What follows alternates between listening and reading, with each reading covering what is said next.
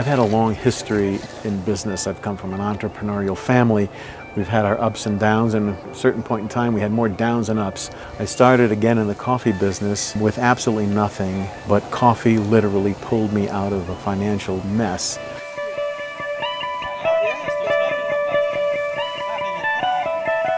So in 1988, I took a trip to Guatemala for the first time in my life to meet coffee farmers and see what life was like at origin. It was a shock to me. I saw poverty that I still cannot quite understand.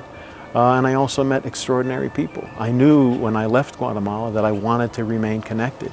I wanted to be connected to farmers at origin. I wanted to do whatever I could to help them. If I didn't do anything to help the people upon whose shoulders I was standing to earn my living, then what could I say about myself?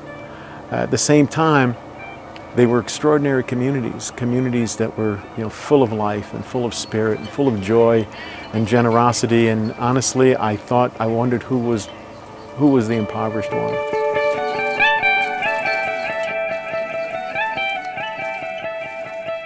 So I started an organization to help coffee farmers and to remain connected to them.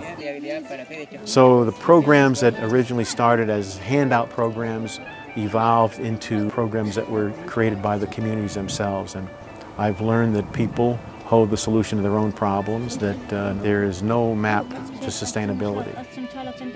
Sustainability is elusive, to say the least, because of the many challenges at origin.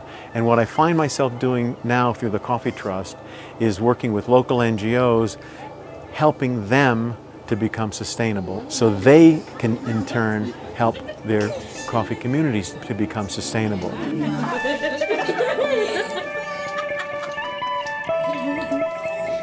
When I think about the future of the Coffee Trust, I see the Coffee Trust working with local NGOs and have the NGO become very efficient, be able to be sensitive to the community's needs, respond respectfully, and then to have the systems in place to monitor and evaluate the progress, not so much for an outside donor, but for the communities themselves to see where they're going so they can measure it up against their standards and their values.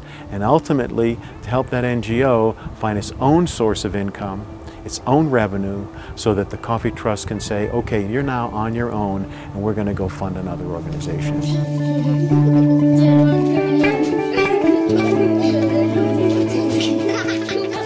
With my job, I couldn't be more satisfied. Am I done? I'm not even, no. It's like I'll probably be doing this till the day I drop. But I am totally satisfied. I don't think I've ever felt more fulfilled than doing the work that I've been doing, no matter how profitable my businesses have ever been in the past. That the profits that I earn personally from my work here has far exceeded all of that.